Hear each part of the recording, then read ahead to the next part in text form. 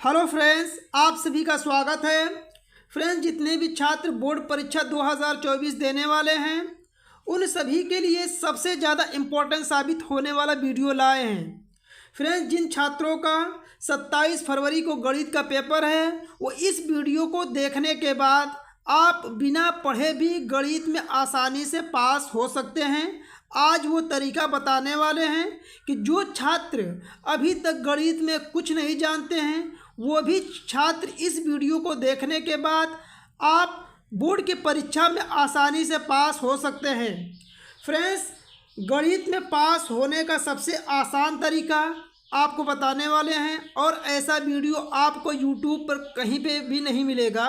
तो इस वीडियो को सिर्फ लास्ट तक देख लीजिए और गणित में यदि आप नहीं पढ़े हैं तो इसका टेंशन इस वीडियो को देखने के बाद एकदम ख़त्म हो जाएगा। फ्रेंड्स, अब कोई भी छात्र फेल नहीं हो सकता है। जो तरीका बताने वाले हैं ये तरीका यदि आप सीख जाते हैं तो कोई भी छात्र बोर्ड के एग्ज़ाम में फेल नहीं हो सकता है। ये तरीका सीख लीजिए जो आपको बताने वाले हैं। तो टीचर जो होते हैं पेपर आपका जब देखेंगे, कॉपी आपका देखने के बाद खुश होकर नंबर देंगे। ठीक है, आप कुछ भी नहीं जानते हैं फिर भी आपको जो तरीका बताएंगे इस तरीका से यदि गणित हल करके चले आते हैं तो आपको टीचर खुश होकर पूरी के पूरे नंबर देंगे। ठीक है, तो जितने भी छात्र हैं इस वीडियो को एक सेकंड के लिए भी स्किप मत कीजिएगा, बस आप वीडियो को लास्ट तक एक बार देख लीजिए। ठीक है, और यही जो आपको मेथड बताने वाले हैं यही मेथड जाकर बोर्ड के एग्ज़ाम में अप्लाई कर दीजिएगा। देखिए फ्रेंड्स, गणित बिल्कुल जो छात्र नहीं आता है, ठीक है, मतलब गणित में जो छात्र अभी तक कुछ नहीं पढ़े हैं तो गणित बिल्कुल जिन छात्रों को नहीं आता है तो वो इस वीडियो को ज़रूर देखें। गणित की कॉपी कैसे लिखें कि जैसे टीचर खुश होकर आपको फुल मार्क दे, तो आप वीडियो को बस लास्ट तक जरूर देखिए। चलिए फ्रेंड्स, आपको बताते हैं पहले कि बहुविकल्पी प्रश्न जो गणित में रहता है उसको आप कैसे हल करें कि आपको पूरे के पूरे नंबर आपको मिले। जो तरीका बताने वाले हैं आप यदि गणित में कुछ भी नहीं जानते तो ये तरीका सीख के आप जाके अप्लाई कर लीजिएगा। 100% आपको ये मेथड काम करेगा। देखिए फ्रेंड्स, बिना पढ़े बहुविकल्पी प्रश्न हल करने का तरीका बताएंगे, फिर इसके बाद आपको दीर्घ उत्तरी जो प्रश्न होते हैं, ठीक है, और लघु उत्तरी जो प्रश्न होते हैं उसको भी हल करने का आपको तरीका सिखाने वाले हैं। पहले हम आप सभी को बताते हैं कि बहुविकल्पी प्रश्न आप गणित के बिना पढ़े भी कैसे हल कर सकते हैं। आपको एक ट्रिक बताएंगे, यही ट्रिक बस आप समझ लीजिए। आप कोई भी प्रश्न पत्र उठा के देख लीजिएगा, जो ट्रिक बताने वाले हैं ये ट्रिक कितना कामगार है। ठीक है, अब देखिए बहुविकल्पी जो प्रश्न आपको हल करना है तो किन किन पॉइंटों पे ध्यान देना है। देखिए, जब भी बहुविकल्पी प्रश्न कीजिएगा उन बहुविकल्पी प्रश्नों में यदि आपको कुछ हल करने का तरीका नहीं पता है तो बस जो तरीका बता रहे हैं अप्लाई कीजिए। देखिए, अभी आपको प्रूफ भी दिखाएंगे। यदि आपको जो बहुविकल्पी प्रश्न उसमें छोटा अंक नज़र आए और उसमें सबसे बड़ा अंक नज़र आए तो इन दोनों में से ही ऑप्शन आपका सही होता है। अब देखिए आपको क्या करना है कि इन दोनों में से कौन सा लगाएंगे, तो आपको जो मैक्सिमम जो होता है 99% जो सवाल सही होते हैं वो छोटा अंक वाला ही होता है। चलिए आपको प्रूफ दिखाते हैं। प्रत्येक सवाल जितने भी बताने वाले हैं आपको प्रूफ के साथ बताने वाले हैं। देखिए फ्रेंड्स, ये आपके प्रश्न हैं। पहला प्रश्न है इसका, देखिए 20, 120, 15 और 36 में सबसे छोटा अंक यदि 15 है तो इसका सही जवाब क्या होगा? सेकंड वाला ऑप्शन सही हो जाएगा। चलिए, यही एक प्रश्न नहीं है, अभी और प्रश्न आपको दिखाते हैं। चलिए और प्रश्नों को आप देख लीजिए जिससे आपको यकीन आ जाए कि छोटा अंक वाला ही क्यों आपको बताए हैं। देखिए, आपका चौथा नंबर का सवाल है। इस प्रश्न को आपको हल करने का तरीका नहीं पता है। इसमें देखिए 13 है, 875 है, 65 है, 1750 है। इसमें छोटा अंक 13 है तो इसमें सही जवाब क्या होगा? आपका फर्स्ट वाला सही जवाब है। अब अगला प्रश्न भी देख लीजिए। देखिए, आपको जो तरीका पता है कितना कामगार है। 3 के प्रथम 5 गुणजों का योग, देखिए यहाँ 45 है, 65 है, 55 है, 75, इसमें कौन सा सही है? आपका 45 सही है। तो आपको समझ में आ गया होगा कि आपको बहुविकल्पी प्रश्नों में छोटा अंक और बड़ा अंक मिलता है तो उसमें से आपका चाहे छोटा अंक सही होता है चाहे बड़ा अंक, तो इसमें से 99% तक जो सवाल सही होता है आपका छोटा अंक जो रहेगा उसे ही आप टिक मार के चले आइएगा तो आपका 100% वह सवाल सही हो जाएगा। और एक चीज़ बता दें फ्रेंड्स कि जो छात्र जिनको गणित आता है वो प्रश्न को हल करके ही लगाइएगा। जिनको कुछ नहीं आता है उनके लिए ये ट्रिक रहेगा, ठीक है। अब देखिए आपके सामने अगला सवाल, अगला जो है ट्रिक क्या है आपका, यदि आपको बहुविकल्पीय प्रश्न में करड़ी मिल जाए, दशमलव वाली संख्या मिल जाए, तो उसमें कौन सा सवाल मतलब बहुविकल्पीय प्रश्न सही होगा। तो इसको देखिए, जहाँ पे आपको करड़ी मिल जाए तो उसमें करड़ी वाला ही ऑप्शन आप लगा के चले आइएगा। 100% आपका यही ऑप्शन सही होगा। और यदि आपको बहुविकल्पीय प्रश्नों में दशमलव वाली संख्या मिल जाए तो आप दशमलव वाली लगा के चले आइएगा, 100% सही होगा। चलिए इसका आपको प्रूफ दिखाते हैं, प्रूफ देखेंगे तो आपको यकीन आ जाएगा, ठीक है। तो देखिए यहाँ पे आपका सवाल है, जैसे यहाँ पे 7वां नंबर का सवाल देखिए, ये देखिए आपका पूछा है कि ए ओ बी एक आयत है जिसके 3 शीर्ष इतना इतना है, विकर्ण है। जिन छात्रों को यदि ये सवाल आ रहा होगा तो ये सवाल हल करके ही बहुविकल्पी प्रश्न को लगाएं। जिनको कुछ नहीं आता है तो वो बहुविकल्पी प्रश्न कौन सा लगाएंगे, तो देखिए यहाँ 5 है, 3 है, 4 है, करड़ी में 34 है, तो आप करड़ी वाला लगा के चले आइएगा, आपका 100% सवाल सही हो जाएगा, ठीक है फ्रेंड्स। तो आप इसे ही लगा के आइएगा। तो देखिए आपको करड़ी वाला बहुविकल्पीय प्रश्न मिले तो आप करड़ी वाला ही हल करके आइएगा। अब चलिए आपको दशमलव वाला बता देते हैं कि दशमलव वाला यदि आपको सवाल मिलता है तो उस दशमलव वाले सवाल में कौन सा आप लगाएंगे। तो देखिए आपके सामने प्रूफ है ये, देखिए यहाँ पे, यदि एक समकोण त्रिभुज ABC में कोण C 90 अंश, AC बराबर 3 सेंटीमीटर और BC बराबर 4 सेंटीमीटर है तो बिंदु C से जाने वाली माध्यिका की माप ज्ञात कीजिए। ऑप्शन को देखिए, 2.5 सेंटीमीटर, 3 सेंटीमीटर, 3.5 सेंटीमीटर और 4 सेंटीमीटर है।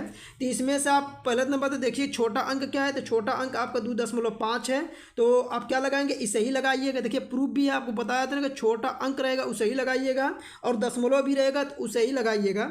यदि किसी ऑप्शन में आपको सिर्फ मिल जाए और उसमें एक दशमलव, जैसे इस प्रकार से ऑप्शन आपको मिल जाए, जैसे पहला दे दें, दूसरा दें, तीसरा दें और चौथा ऑप्शन दे दें। यहाँ मान लीजिए 2.5 दे दिया, यहाँ 6, यहाँ 8 और यहाँ 9 दे देगा, तो आप क्या लगाएंगे, आप सीधे आँख मूंद के दशमलव वाली संख्या का ऑप्शन लगा के चले आइएगा।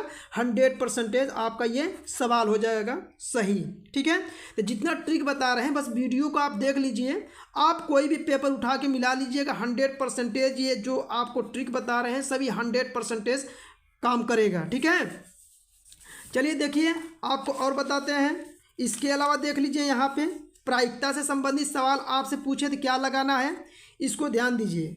यदि प्रायिकता वाला में सवाल में आपका सिक्का से संबंधित सवाल पूछे तो वहाँ पे आँख मूंद के यदि आ रहा है सवाल तो लगाइएगा, नहीं आ रहा है तो जो बता रहे हैं वही ट्रिक अपना लीजिएगा।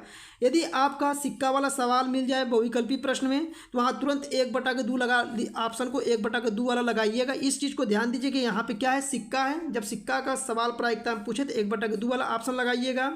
यदि पासा वाला सवाल आपसे पूछे और पासा वाले सवाल में बहुविकल्पी प्रश्न पूछे तो वहाँ आँख मूंद के 1/6 ऑप्शन लगा के चले आइएगा, आपका 100% यही बहुविकल्पी प्रश्न सही होता है, ठीक है। ये प्रायिकता से संबंधित जो आपका सवाल बनने वाला है तो सिक्का से संबंधित 1/2 याद कीजिए, पासा से 1/6 लगा के चले आइएगा। अब देखिए यदि बहुविकल्पी प्रश्नों में कहीं पे भी आपको अपरिभाषित शब्द लिखा मिल जाए, ठीक है, और उसका आंसर आपको पता नहीं चल रहा है कि क्या होगा, तो जहाँ पे बहुविकल्पी प्रश्न में अपरिभाषित या इस तरह अनंत का चिन्ह मिल जाए तो उसे ही आप टिक मार के चले आइएगा, कभी गलती नहीं होता है। चलिए इसका प्रूफ आपको दिखाते हैं। देखिए इसका ऑप्शन ध्यान से देखिए, देखिए ये आपके सामने सवाल है, कह रहा है कि किसी परिमेय संख्या के समतुल्य परिमेय संख्या होती है। तो देखिए ऑप्शन में इस प्रकार से मिला, कहीं पे इस तरह अपरिभाषित लिखा मिल जाए या इस तरह सिंबल के तौर पे मिल जाए तो हमेशा आँख मूंद के उसे लगा के चले आइएगा, 100% ये सवाल सही हो जाएगा, ठीक है। तो जितना तरीका बता रहे हैं इस तरीका को अपना लीजिएगा, आपका मैथ 100% क्लियर हो जाएगा, ठीक है। अब देखिए फ्रेंड्स यहाँ पे एक सवाल आपको बताया था प्रायिकता वाला ना, तो प्रायिकता में बताया था कि पासा आ जाए तो 1/6 होना चाहिए। तो देखिए यहाँ पे इसका भी आपको प्रूफ दिखा लेते हैं जैसे आपको यकीन हो जाए, ठीक है। आपको फालतू बात नहीं कर रहे हैं, बस इसको आप देख लीजिए, आपको प्रूफ इसीलिए बार बार दिखा रहे हैं। देखिए यहाँ पे आपका क्या है सवाल, देखिए कि जब एक पासा, देखिए यहाँ पे लिखा है पासा ना, जब एक पासे को फेंका जाता है तो 3 से छोटी एक विषम संख्या आने की प्रायिकता, तो यहाँ पे क्या है पासा आ गया, आँख मूंद के ऑप्शन में 1/6 लगा के चले आइएगा, आपका 100% सही होगा। 1/2 वहाँ पे लगाइएगा जहाँ सिक्का की बात कर रहा है, सिक्का यदि कहता होगा सवाल में इसी तरह सिक्का लिखा होगा तो वहाँ पे 1/2 आप लगाइएगा, ठीक है। तो आपको हर सवाल का प्रूफ दिखाएंगे फ्रेंड्स, ठीक है। प्रूफ देखिए फिर इसके बाद विश्वास कीजिए। आपके सामने 5वां नंबर, यदि बहुविकल्पी प्रश्नों में यदि शून्य लिखा मिल जाए आपको, ठीक है, यदि आपको उसका आंसर नहीं आ रहा है तो क्या करेंगे, आप आँख मूंद के शून्य लगा के चले आइएगा। चलिए इसका प्रूफ देखते हैं और आपको दिखाते हैं। देखिए आपके सामने 12 नंबर का है, sin 2a बराबर 2 sin a तब सत्य होता है जबकि a बराबर है, ठीक है। अब a बराबर, अब इस तरह सवाल पूछ दे आपसे, तो यहाँ पे आप हमेशा देखिएगा कि जब ऑप्शन में इस तरह दिया हो और सवाल में आपको ये ना पता हो कि इसका आंसर क्या होगा, तो आप आँख मूंद के शून्य लगा के चले आइएगा, आपका 100% सवाल सही हो जाएगा। ये प्रूफ आप देख सकते हैं। लेकिन अपवाद में एक चीज़ बस याद रखिएगा, देखिए जो यहाँ पे बताने वाले हैं, यदि सवाल में कहीं पे भी साइन ए बराबर कास ए लिखा मिल जाए, साइन ए बराबर कास ए लिखा मिल जाए, तो वहाँ पे आप हमेशा क्या लगाइएगा, 45 अंश लगाइएगा। आँख मूंद के 45 अंश लगा के चले आइएगा, 100% सही हो जाएगा। ये देखिए यहाँ साइन 2a बराबर 2 साइन ए, इस प्रकार से सवाल मिले और उसमें ऑप्शन में 0 मिले तो 0 लगा दीजिएगा, और साइन 2a बराबर कास ए मिल जाए आपको तो वहाँ पे 45 अंश लगा के आइएगा, ठीक है। तो इस पॉइंट को आप जरूर ध्यान दीजिएगा। अब देखिए आपके सामने परिमेय संख्या के रूप में, ठीक है, यदि आपको परिमेय संख्या के रूप में जैसे आपको ऑप्शन मिल जाए 3/4 मिल जाए, 1/2 मिल जाए, और 2/5 मिल जाए, और 6/7 मिल जाए, इस तरह आपको ऑप्शन मिलता है। मान लीजिए कि पहला ऑप्शन ये है, दूसरा ऑप्शन ये है, तीसरा ये है और चौथा ये है, इस प्रकार से ऑप्शन मिले तो आपको ये सवाल हल करने का तरीका पता होगा तो हल कीजिएगा। अन्यथा आपको बहुविकल्पी प्रश्न लगाना है तो इसमें आप क्या लगा दीजिएगा, 1/2 लगा के चले आइएगा, 100% सही हो जाएगा सवाल आपका।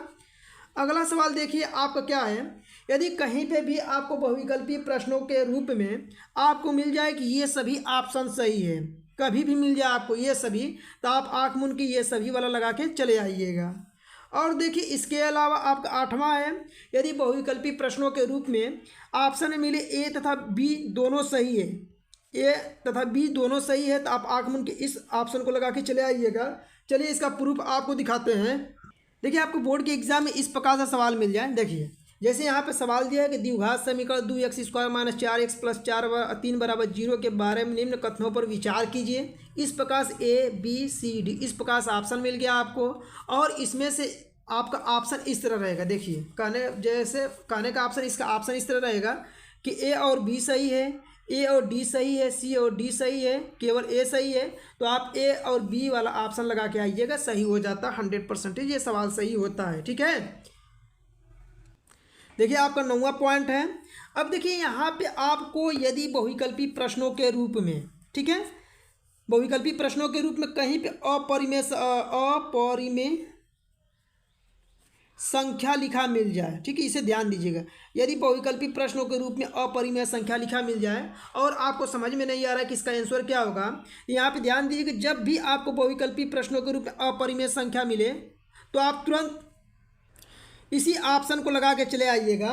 चलिए इसको आपको क्या करते हैं कि इसका प्रूफ भी आपको दिखा देते हैं, जैसे आपको यकीन हो जाए कि यही वाला ऑप्शन हमेशा सही होता है। देखिए यहाँ पे एक सवाल यहाँ पे आपसे पूछा गया है कि एक शून्येतर परिमेय संख्या और एक अपरिमेय संख्या का गुणनफल होता है।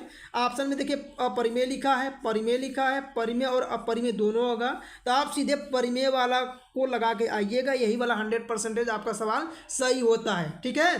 तो जितना भी बहुविकल्पी प्रश्न बताए हैं आपको यही लगाना है। इसके साथ में एक पॉइंट आप ध्यान दीजिए, यदि आपको बहुविकल्पी प्रश्न में कहीं पे भी, ठीक है, A B C और D इस तरह मिलता है और आपको समझ में नहीं आ रहा कि इसमें से और इसमें से कौन सा सही होगा, तो आप आँख मूंद के C वाला ऑप्शन लगा के चले आइएगा। सब मैक्सिमम सवालों में आपका C ऑप्शन वाला ही सही होता है, तो सबसे लास्ट में ये वाला ऑप्शन लगाइएगा। चलिए इसके प्रूफ को दिखा देते हैं। मैक्सिमम सवाल में आपको यही मिलेगा। तो देखिए यहाँ पे प्रूफ, जैसे देख लीजिए इस सवाल को पढ़िए, जैसे इसमें समझ में नहीं रहता C वाला ऑप्शन लगा के चले आइए। इसके अलावा देखिए यहाँ पे 9 नंबर का C वाला ऑप्शन सही है, तो मैक्सिमम समझ लीजिए कि आपका C वाला ऑप्शन, जैसे नहीं समझ में आ रहा लास्ट में, तो आप C वाला ऑप्शन लगा के चले आइएगा। तो देखिए यहाँ पे जितने भी पॉइंट आपको बताएं, एक जगह ऐसा कीजिए कि इन सभी पॉइंटों को लिख लीजिए और इस पे आप बहुविकल्पी प्रश्नों को बिना लगाए हल करके देखिए कि आपका ये जो तरीका बताएं कितना सही तरीका है। ठीक है, तो यहाँ पे बहुविकल्पी प्रश्नों को हल करने का आपको तरीका बता दिए। अब चलिए आपको जैसे दीर्घ उत्तरी प्रश्न होते हैं या लघु उत्तरी प्रश्न होते हैं, उन प्रश्नों को आपको कैसे बोर्ड के एग्जाम में हल करना है जिससे टीचर खुश होकर उस पर नंबर दे, उसका भी बहुत अच्छा तरीका होता है। बस आप वीडियो को लास्ट तक जरूर देखिए। ठीक है, देखिए आपके सामने जैसे ये दीर्घ उत्तरी प्रश्न गणित में आते हैं, तो इन प्रश्नों को आप कैसे हल करेंगे। जैसे देखिए फ्रेंड्स, जैसे आपको ख वाला प्रश्न हल करके बताते हैं। यदि ये आप चार नंबर का है तो 4 नंबर में आपको जो तरीका बताएंगे ये तरीका अपना के चले आते हैं, तो आपको 4 नंबर में 2 नंबर आपको टीचर खुश होकर नंबर देगा। देखिए एक चीज़ आप जान लीजिए, गणित का पेपर हल करते समय कि आपको गणित का जो पेपर चेक होता है उसमें स्टेप मार्किंग दिया जाता है, स्टेप पे आपको नंबर दिया जाता है ना, इसीलिए जितना अधिक से अधिक स्टेप बढ़ा के लिखेंगे उतने उस पर नंबर आपका बढ़ जाता है। तो देखिए आपको स्टेप मार्किंग क्या होता है अभी आपको लिख के बताएंगे, और आपको दीर्घ उत्तरी प्रश्न कैसे लिखना है आपको वो तरीका भी बताने वाले हैं। देखिए आपको बोर्ड के एग्जाम में जब इस प्रकार से कॉपी मिलेगा तो पहले तो आपके पास 2 पेन, देखिए एक ब्लू पेन और नीला पेन होना चाहिए, ब्लू और काला पेन होना चाहिए, इसके साथ एक स्केल होना चाहिए। अब पहले देखिए आपको क्या करना है कि आपको पहले साफ सुथरा कॉपी को लिखना है। तो पहले यहाँ पे क्या कीजिएगा कि यहाँ पे एक लाइन इस तरह आप अच्छे से खींच लीजिएगा। ठीक है, जिससे कॉपी क्या होता है देखने में अच्छा लगे और एग्जामिनर आपको क्या करे कि कॉपी का जो उसके दिमाग में छाप छूटता है वो छाप अच्छा छूटे। ठीक है, इस तरह लाइन खींचिएगा। लिखने के बाद जैसे आपको ये ख वाला प्रश्न हल करना है तो यहाँ पे लिखिएगा प्रश्नोत्तर संख्या, जैसे बता रहे इसी तरह बोर्ड के एग्जाम इस कॉपी को लिख के चले आइएगा। आप कोई भी टीचर ऐसा नहीं है कि जो फेल कर सकता है। ठीक है, तो प्रश्नोत्तर संख्या यहाँ पे लिखिएगा। प्रश्नोत्तर संख्या लिखने के बाद देखिए 2 है और 2 का कौन सा करना है आपको, जैसे ख करना है तो यहाँ 2 का ख कीजिएगा, यहाँ पे लिख लीजिएगा। लिखने के बाद आप क्या कीजिएगा कि स्केल से इसे अंडरलाइन इस तरह कर दीजिएगा जिससे कॉपी देखने में क्या लगे आपका अच्छा लगे। जैसे बता रहे इसी तरह आप क्या कीजिएगा पूरे कॉपी को आप लिख के चले आइएगा, इस तरह खींच लीजिएगा, अंडरलाइन कर लीजिए जिससे देखने में अच्छा लगे। अब देखिए जैसे मान लीजिए ये प्रश्न आपके सामने आ गया और इस प्रश्न के बारे में आपको कुछ पता ही नहीं चल रहा है कि लगाएं कैसे, तो आपको इसी प्रश्न से ही इसका आंसर आप निकाल के लिख सकते हैं। देखिए कैसे लिखेंगे, 2 संख्याओं के वर्गों का अंतर 180 है, छोटी संख्या का वर्ग बड़ी संख्या का 8 गुना है, दोनों संख्या ज्ञात कीजिए। जब भी इस प्रकार से सवाल आपको मिले तो आपको क्या करना है कि पहले नंबर पे आप एक लाइन छोड़ के यहाँ पे लिखिएगा माना, जैसे बता रहे इसी तरह आप लिखिएगा। ठीक है, माना लिखिएगा। माना लिखने के बाद देखिए इसमें छोटी संख्या दिया और बड़ी संख्या, तो यहाँ पे मान लीजिएगा छोटी संख्या क्या है, आप क्रम से मानिएगा छोटी संख्या, छोटी संख्या मानेंगे आप x, और यहाँ पे बड़ी संख्या तो बड़ी संख्या भी मान लीजिएगा आप, बड़ी संख्या मान लीजिएगा यहाँ पे y। ठीक है, इतना मान लिए। मानने के बाद अब देखिए यहाँ पे क्या करा है, 2 संख्याओं के वर्गों का अंतर। देखिए अंतर मतलब होता है घटाना, ये तो आपको पता होगा कि अंतर मतलब क्या होता है, घटाना होता है। तो 2 संख्याओं के वर्गों का अंतर 180 है। अब यहाँ पे क्या कीजिएगा कि लिखिएगा प्रश्नानुसार। यहाँ पे क्या लिखना है, प्रत्येक सवाल में आपको ये चीज़ जरूर अपनाना है कि यहाँ पे प्रश्नानुसार माना ये सब जरूर लिखना है। यहाँ लिखिएगा प्रश्नानुसार नुसार, यहाँ जब लिखेंगे प्रश्नानुसार, ठीक है, और यहाँ पे अंडरलाइन इस तरह कर दीजिएगा। प्रश्नानुसार लिखने के बाद अब लाइन छोड़ दीजिएगा। अब देखिए जैसे प्रश्न कह रहा है कि 2 संख्याओं के वर्गों का अंतर, तो देखिए 2 संख्या छोटी संख्या है बड़ी संख्या, इसके वर्गों का अंतर ना, वर्गों का अंतर कितना 180 है। तो देखिए छोटी संख्या का वर्ग कर लीजिएगा और बड़ी संख्या का वर्ग कर लीजिएगा, और अंतर मतलब क्या होता है घटाना, तो यहाँ पे माइनस के चिन्ह बना दीजिएगा। और क्या कीजिएगा कि दोनों संख्याओं का अंतर कितना 180 है तो 180 कर लीजिएगा और समीकरण नंबर इसको 1 मान लीजिएगा। ठीक है, देखिए तो कितना सिंपल है, हुआ कि नहीं इस तरह। अब देखिए यहाँ पे कह रहा है अगला कि छोटी संख्या का वर्ग बड़ी संख्या का 8 गुना है, तो आप लाइन छोड़ के यहाँ पे पुनः लिखिएगा, एक लाइन छोड़ दीजिएगा, लिखिएगा पुनः प्रश्नानुसार, प्रश्नानुसार। ठीक, बस कॉपी लिखते समय उसमें काट पीट मत कीजिएगा, लिखिएगा पुनः प्रश्नानुसार। अब पुनः प्रश्नानुसार लिखने के बाद देखिए क्या कह रहा है यहाँ पे, देखिए कि छोटी संख्या का वर्ग बड़ी संख्या का 8 गुना है, तो पहले इस लाइन को यहाँ पे लिख लीजिएगा, जो यहाँ से है ना कि छोटी संख्या का वर्ग बड़ी संख्या का 8 गुना, तो यहाँ से लेके यहाँ तक, इस लाइन को यहाँ से लेके यहाँ तक लिखिए। देखिए यहाँ पे लिखिएगा, जैसे स्टेप बढ़ेगा, जो बता रहे हैं तरीका इससे स्टेप बढ़ेगा ना। यहाँ पे लिखिएगा छोटी संख्या, छोटी संख्या देखिए क्या है कि छोटी संख्या का वर्ग बड़ी संख्या का 8 गुना है। छोटी संख्या का वर्ग बड़ी संख्या का 8 गुना है, 8 गुना है। ठीक है, इस प्रकार से लिखिएगा। ठीक है, इस प्रकार से इतना लिखने के बाद अब देखिए, अब यहाँ पे क्या करेंगे, छोटी संख्या का वर्ग। तो देखिए यहाँ पे छोटी संख्या क्या है आपका यक्स है ना, तो छोटी संख्या यहाँ पे एक लाइन छोड़ के लिखिएगा, छोटी संख्या बराबर बड़ी संख्या क्या है आपका, बड़ी संख्या y है तो बड़ी संख्या y कीजिएगा। तो देखिए छोटी संख्या का जो वर्ग करेंगे, यानी ये वर्ग करेंगे, वर्ग मतलब स्क्वायर चढ़ाएंगे, 2 घात चढ़ा देंगे, तो छोटी संख्या का वर्ग कर लेंगे। और बड़ी संख्या का कितना है, 8 गुना है, तो यहाँ क्या करेंगे, 8 का आप गुणा कर लीजिए। गुना मतलब होता है गुणा ना, तो गुना मतलब क्या होता है, क्या कर लीजिए, गुणा कर लीजिएगा। अब देखिए यहाँ पे क्या करेंगे, अब तो इतना तो आपको पता होगा कि 8 का y में करेंगे तो 8y हो जाएगा। अब यहाँ से तो आपको पता होगा कि अक्षर एक साइड होता है, तो इसको इस तरह पक्षांतर कर लीजिएगा। देखिए यक्स स्क्वायर 8y को इधर लाएंगे तो -8y हो जाएगा और बराबर 0 हो जाएगा। ये समीकरण नंबर आपका 2 बन जाएगा। हो गया। अब देखिए क्या करना है, आप इतना लिख के बोर्ड के मान लीजिए कि इसके आगे आपको स्टेप नहीं पता है कि इसके आगे आपको स्टेप में क्या करना है, तो आप इतना भी छोड़ के चले आते हैं तो आपको 100% गारंटी देते हैं कि स्टेप मार्किंग बोर्ड के एग्जाम में होता है और स्टेप मार्किंग पे इस पे 2 नंबर आपको पूरा मिलेंगे। जैसे ये प्रश्न 4 नंबर का है तो 2 नंबर एग्जामिनर आपको जरूर देगा। ठीक है, 100% आपको गारंटी देते हैं कि इस पे 2 नंबर आपको जरूर मिल जाएगा। ठीक है, लेकिन सवाल पता होगा कि सवाल को कैसे हल किया जाता है। तो आप क्या कीजिएगा कि यक्स स्क्वायर का मान इसमें रख दीजिएगा, जहाँ पे यक्स स्क्वायर होगा वहाँ पे रख के हल कर लीजिएगा। चलिए एक आध स्टेप और बता देते हैं जिससे आपका स्टेप बोर्ड के एग्जाम में बढ़ जाए। अब क्या कीजिएगा, देखिए यक्स स्क्वायर बराबर 8y है ना, तो आप क्या कीजिएगा, इसमें क्या कीजिएगा कि यक्स स्क्वायर की जगह 8y रख दीजिएगा। और यहाँ पे देखिए लिखना होगा तो कैसे लिखेंगे कि समीकरण 1 में, ठीक, यक्स स्क्वायर बराबर, ये यक्स स्क्वायर बराबर कितना है, 8y है ना, तो 8y रखने पर, ठीक है, इस तरह रखने पर लिखेंगे। तो आपको जो समीकरण है पहले समीकरण को यहाँ पर उतारिएगा। तो देखिए यक्स स्क्वायर है ना, यक्स स्क्वायर माइनस कितना है, वाई स्क्वायर है ना, तो x square minus y square बराबर 180। ये समीकरण नंबर आपका क्या है, फर्स्ट वाला। इस तरह लिख लीजिएगा। लिखने के बाद आप ऐसा कीजिए कि पेज छोड़ के दूसरे पेज पे चले जाइएगा, लेकिन यहीं पे आपको बता देते हैं। देखिए यक्स स्क्वायर बराबर 8y है, तो यहाँ पे लिखिएगा 8y का स्क्वायर कर लीजिएगा माइनस वाई स्क्वायर बराबर 180 कर लीजिएगा। अब इसी को देखिए इतना बढ़ गया तो तुरंत आपको आधा नंबर और मिल जाएगा, 2 सही 1/2 मिल जाएगा।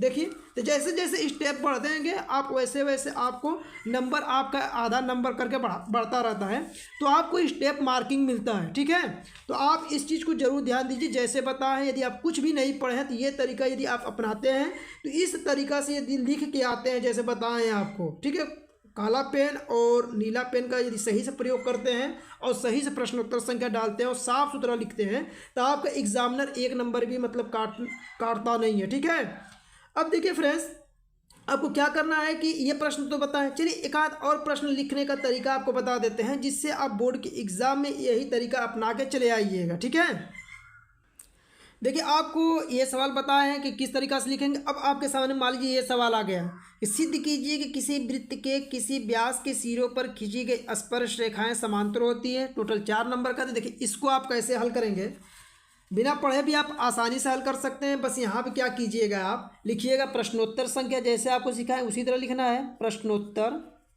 संख्या 2 का कौन सा नंबर है लिख दीजिएगा, ग है। ठीक है, ये लिखना मत भूलिएगा और इस तरह अंडरलाइन आप अच्छे से जैसे समझाएं उस तरह अंडरलाइन कर लीजिएगा। अब देखिए यहाँ पे सिद्ध करने वाला सवाल है कि किसी वृत्त के किसी व्यास के सिरों पर खींची गई स्पर्श रेखाएं समांतर होती है। ये सवाल आप पढ़ लीजिएगा, एकदम इंपॉर्टेंट। इस साल 27 फरवरी को 100% ये सवाल देखने के लिए मिलेगा आपको कि सिद्ध कीजिए कि किसी वृत्त के किसी व्यास के सिरों पर खींची गई स्पर्श रेखाएं समांतर होती है। तो देखिए अब कैसे इस सवाल को हल करेंगे। आपको मान लीजिए इस सवाल के बारे में कुछ भी नहीं पता है तो इसको कैसे आप हल करेंगे। देखिए वृत्त कहाँ है तो आप सभी को पता होगा कि वृत्त के बारे में तो आप सभी को पता होगा। तो पहले क्या कीजिएगा कि इस प्रकार से एक वृत्त खींच लीजिएगा। ये क्या होता है, आपका वृत्त साफ सुथरा खींचिएगा।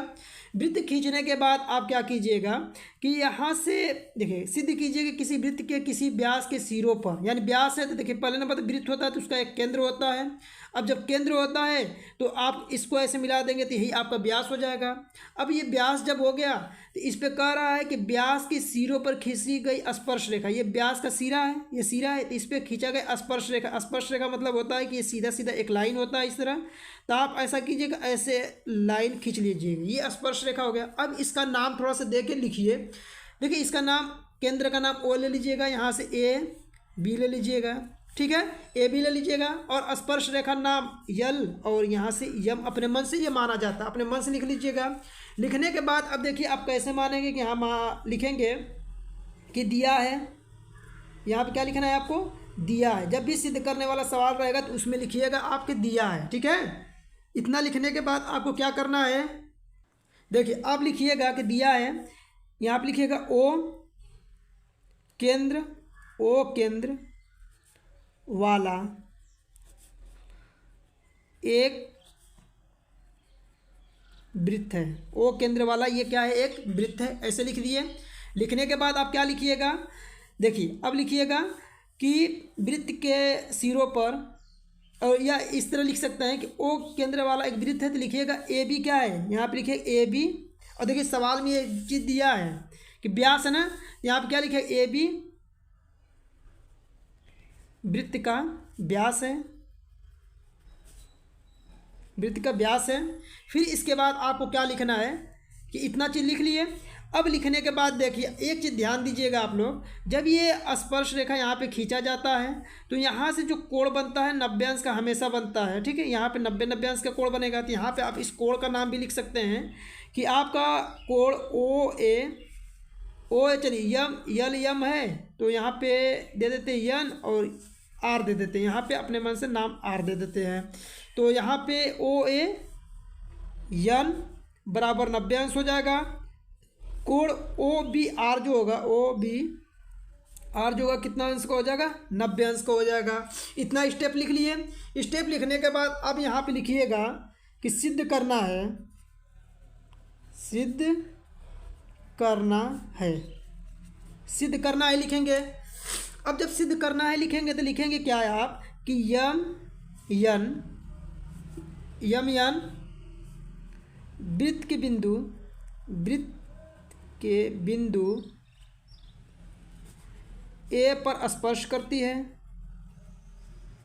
स्पर्श करती है, ठीक है, स्पर्श करती है, ठीक है। अब देखिए यहाँ पे सिद्ध क्या करना, खींची के स्पर्श का समान, पहले तो ये लिख लीजिए कि यम वृत्त के बिंदु ए पर स्पर्श करती है। फिर इसके अलावा क्या लिखेंगे, यल आर, ठीक है, वृत्त देखिए यल आर जो है मतलब ये वाला किस पे जा रही है, बी से ना, तो यल आर वृत्त के बिंदु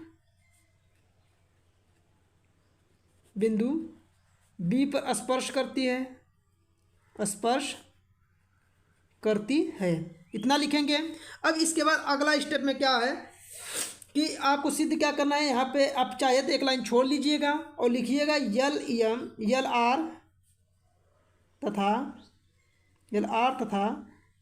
यम यन समांतर स्पर्श रेखा है, स्पर्श रेखा यल आर तथा यम यन क्या है, समांतर स्पर्श रेखा आपको सिद्ध करना है। तो देखिए अब इतना, देखिए इतना स्टेप बढ़ गया ना, आप बिना पढ़े इस प्रश्न से ही सिर्फ इतना लाइन लिखे हैं, इस प्रश्न से ही आप खाली इसका यल are Yama N A B इस तरह मान के इतना लाइन अपने से लिखे हैं।